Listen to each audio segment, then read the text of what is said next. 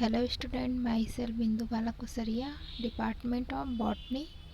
आज हम लोग पढ़ेंगे परमिएबिलिटी, प्लाज्मोलिसिस और इम्बिबिशन के बारे में।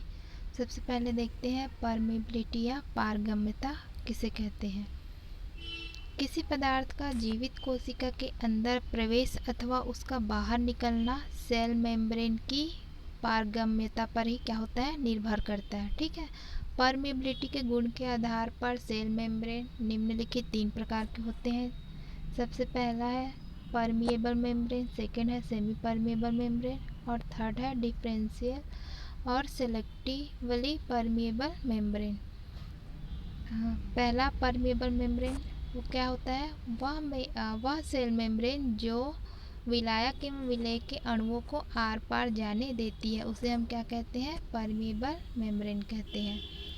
दूसरा है सेमी परमिएबल मेम्ब्रेन, वह सेल मेम्ब्रेन जो कि कुछ पदार्थों को आर पार जाने आने देती है जबकि अन्य को क्या करती है, वो रोक देती है। तो उस मेम्ब्रेन को हम क्या कहते हैं, सेमी परमिएबल मेम्ब्रेन कहते हैं। तीसरा है हमारा विभेद की पारगम्य झिल्ली या डिफरेंशियल और सिलेक्टिवली परमिएबल मेम्ब्रेन। इस मेम्ब्रेन में क्या होता है, कुछ जैव झिल्लियाँ जो कि कुछ पदार्थों के लिए अधिक पारगम होती है जबकि अन्य के लिए कम पारगम होती है, उन्हें विभेद की पारगम झिल्ली या चयनीकृत पारगम झिल्ली कहते हैं। एक पादप कोशिका सामान्यतः विभेद की पारगम झिल्लियों के रूप में होती है। ठीक है।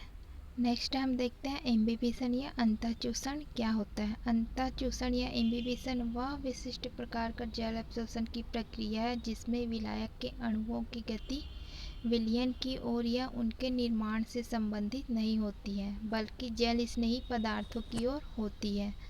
जल से आसक्त रखने वाले पदार्थ इम्बिबिशन कहलाते हैं। यह एब्जॉर्प्शन तथा एडसॉर्प्शन दोनों का समन्वित रूप होता है। ठीक है। कुछ पदार्थ ऐसे होते हैं जिन्हें एक विशिष्ट प्रकार के द्रव में रखने पर वे उसे अवशोषित करके फूल जाते हैं। उदाहरण के लिए देखते हैं सूखे बीज जल अवशोषण करने पर फूल जाते हैं। ठीक है।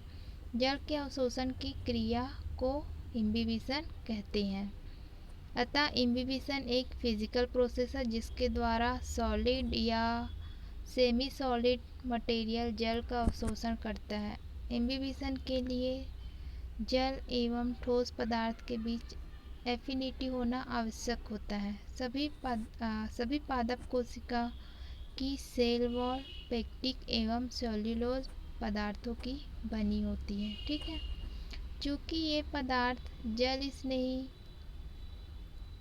कोलाइड या हाइड्रोफिलिक कोलाइड होते हैं, अतः इनके द्वारा जल का इम्बिबिशन होता है। जल एवं इन पदार्थों के मध्य अत्यधिक बंधुता होती है। ठीक है। जल के इम्बिबिशन के कारण एक प्रेशर उत्पन्न होता है जिसे हम क्या कहते हैं, इम्बिबिशन प्रेशर कहते हैं। इम्बिबिशन प्रेशर ऑस्मोटिक प्रेशर के लगभग समान ही होता है। ठीक है। यहाँ पे हम देख सकते हैं डेमोन्स्ट्रेशन ऑफ इम्बिबिशन। एक बीकर में क्या किए हैं, ड्राई शीट को लिए हैं, उसमें वाटर डाल दिए हैं। तो कुछ टाइम बाद देखते हैं हम इम्बिबिशन की प्रोसेस के द्वारा वो जो सीड है वो वाटर को एब्जॉर्ब करके क्या हो गया है, फूल गया है। ठीक है।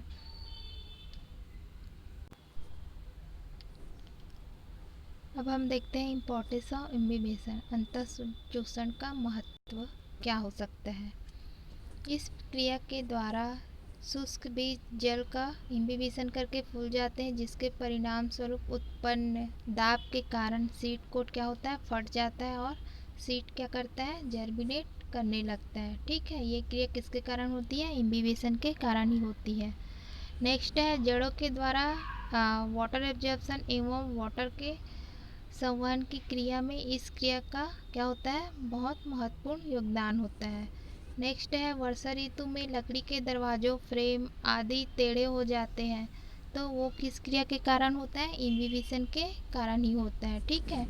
इम्बिबिशन के द्वारा अत्यधिक दाब उत्पन्न होता है जिसके कारण क्या होता है, जो पुरानी दीवारें होती हैं उस पे पीपल या बरगद जैसे पौधे क्या होते हैं, उगाते हैं, जिसके कारण दीवार पे क्या हो जाता है, दरार पड़ जाता है। तो ये किसके कारण होता है, इम्बिबिशन के कारण ही होता है। ठीक है, फिर हम देखते हैं प्लाज्मोलिसिस। प्लाज्मोलिसिस क्या होता है? यह अतिपराशरी बाह्य माध्यम विलयन की उपस्थिति में सेल में स्थित विलायकों के अणुओं के गमन की वह प्रक्रिया जिसके कारण जीव द्रव्य सेल वॉल से अपना कांटेक्ट छोड़ने लगता है। तो इस प्रक्रिया को हम क्या कहते हैं, प्लाज्मोलिसिस कहते हैं। ठीक है, प्लाज्मोलिसिस के प्रकार कितने प्रकार के हैं प्लाज्मोलिसिस? फर्स्ट है हमारा इंसिपिएंट प्लाज्मोलिसिस या प्रारंभिक जीव द्रव्य कुंचन। दूसरा है इविडेंट प्लाज्मोलिसिस या सुस्पष्ट जीव द्रव्य कुंचन। तो प्रारंभिक जीव द्रव्य कुंचन क्या होता है? जब किसी प्लांट सेल को किसी हाइपरटोनिक सॉल्यूशन में रखा जाता है तब सेल्स के साइटोप्लाज्म में उपस्थित जो वाटर एक्सोऑस्मोसिस की क्रिया के कारण क्या होता है, विसरित होकर विलयन में आने लगता है, जिसके परिणाम स्वरूप सेल्स का साइटोप्लाज्म सेल वॉल को छोड़कर क्या हो जाता है, संकुचित होना प्रारंभ हो जाता है। तो इस प्रक्रिया को हम क्या कहते हैं, इंसिपिएंट प्लाज्मोलिसिस कहते हैं। ठीक है, जैसे कि डायग्राम में देख सकते हैं कि एक नॉर्मल सेल दिखाया जा रहा है और दूसरा क्या है हमारा, इंसिपिएंट प्लाज्मोलाइज्ड सेल है, जिसमें कि जो सेल है वो सेल वॉल की दीवार को क्या हो गया है, छोड़ते हुए दिखाई दे रहा है। ठीक है, नेक्स्ट है एविडेंट प्लाज्मोलिसिस या सुस्पष्ट जीवद्रव्य कुंचन। जब अतिपराशरी विलयन या हाइपरटोनिक सॉल्यूशन की कॉन्सेंट्रेशन साइटोप्लाज्म की कॉन्सेंट्रेशन से बहुत अधिक होती है तब जल के एक्सोऑस्मोसिस की क्रिया तथा जीवद्रव्य की संकुचन की क्रिया जारी रहती